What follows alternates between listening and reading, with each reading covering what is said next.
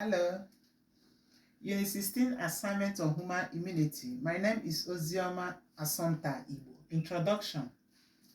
In this presentation, it is divided into three sections. In Section 1, I will show my understanding of non-specific defenses against diseases by describing the first and second line of defense, giving specific example, barriers to infection, inflammation, fever, role of macrophages.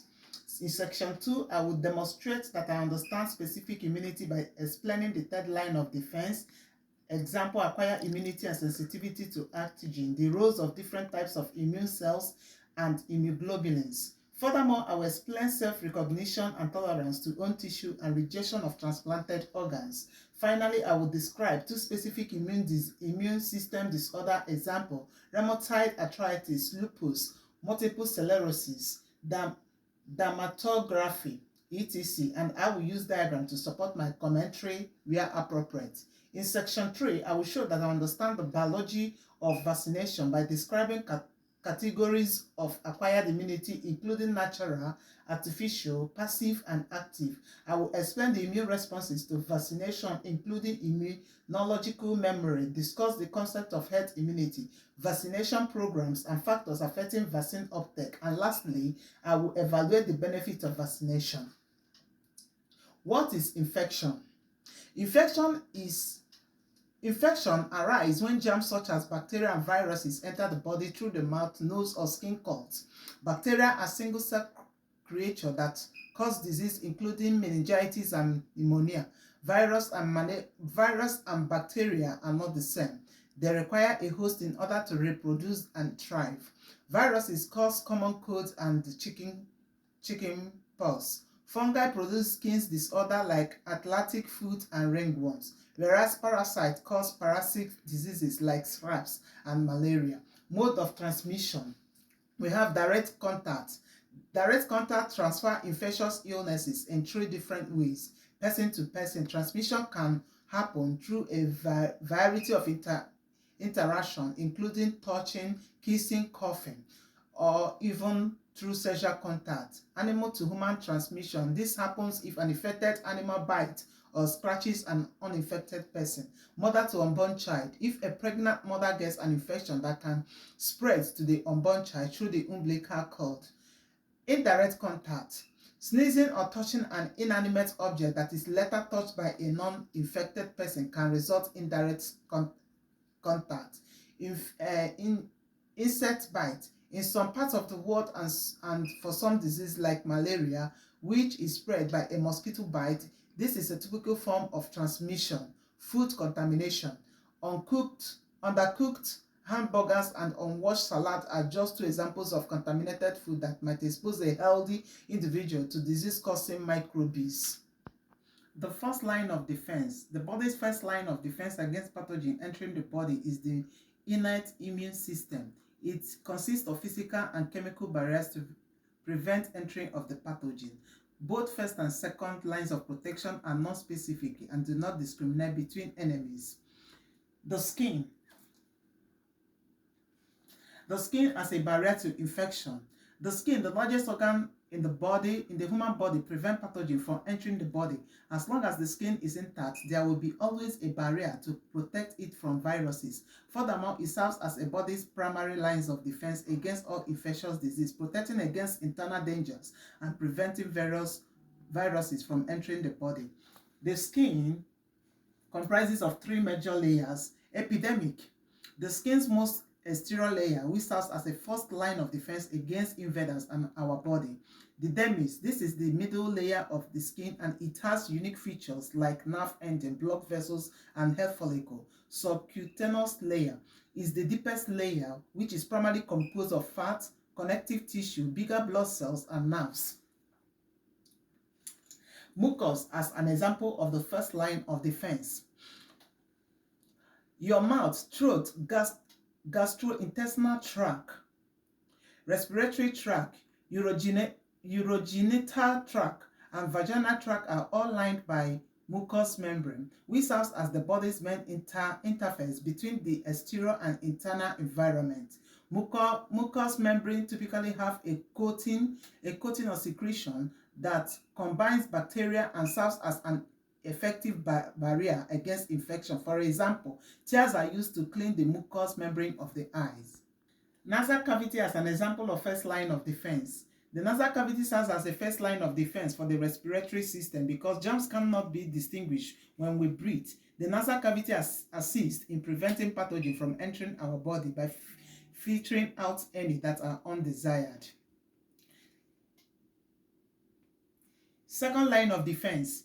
When microorganisms enter the body, this triggers a reaction that results in an inflammatory response. Phagocyte, fever, and inflammation are the three responses to this. Inflammation. When the skin is injured and infected, the body responds by starting an inflammatory response. One of the physical effects of an inflammatory reaction is an inflammation because the diluted blood vessels make holes in the veil walls through which large blood cells can pass. The additional blood and protein commonly cause the injury or infection site to swell and feel warm to the touch due to inflammation. Fever. Fever is when blood rushes to a specific area of the body as a result of an injury or infection. When the body internal temperature rises, a fever develops and lasts until the infection is gone.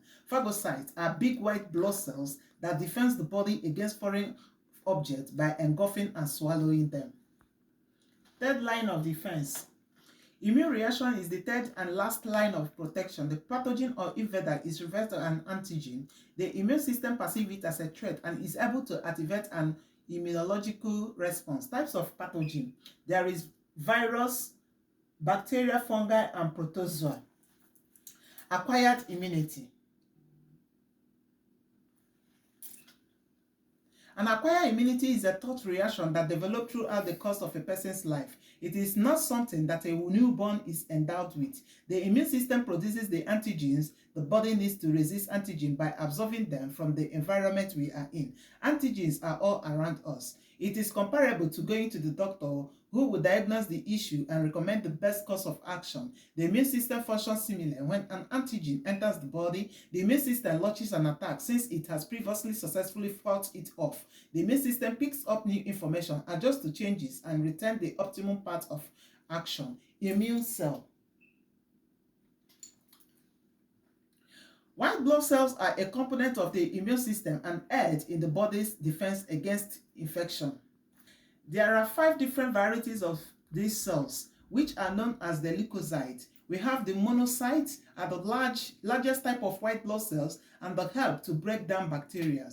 Eosinophils are crucial cells in the body that have a role in both allergies and worm infestation.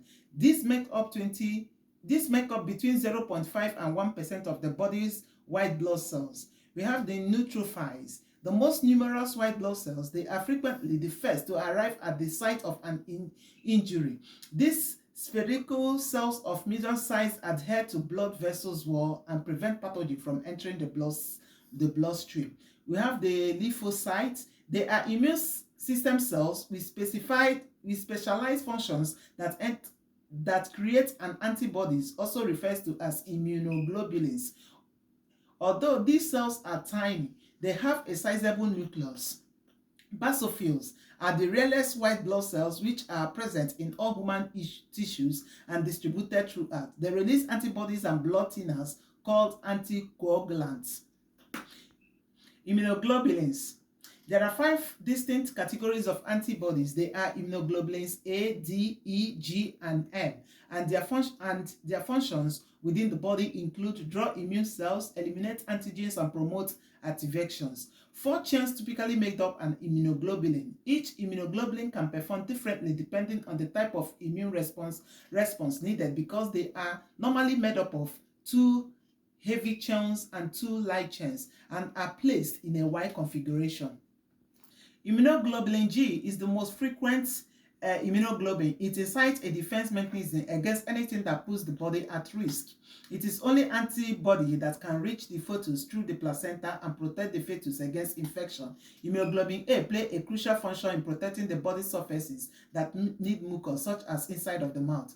Immunoglobulin M, which is composed of 5 monomer immune globulin to form a pentamer, is the first immune globulin to interact with an antigen. Immunoglobulin E responds and reacts to allergic reactions, and parasite diseases. Immunoglobulin D functions as an antigen receptor for the B cells.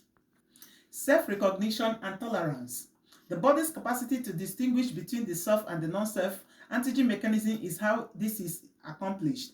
The two cells type known as histocompatibility complexes 1 and 2 and the leukocyte antigen refers to as the HLA are the two main components that enable the body to distinguish between different people. Antigens with MUHC cells on the surfaces will not be attacked because they are acknowledged as their own kind. However, if it encounters one for the first time or that it has never encountered previously, it will recognize it as non-self and alter its response. To any foreign antigen, the immune system does not always respond at the same level. Accordingly, if the antigen has been seen before, the response will be weaker than if it has not, and the response will be significantly stronger. Failure of self-tolerance. Hypersensitivity is a faulty immunological response. This is due to repeated exposure to the same antigen. Hypersensitivity is classified into 4 categories: type 1, type 2, type 3, and type 4.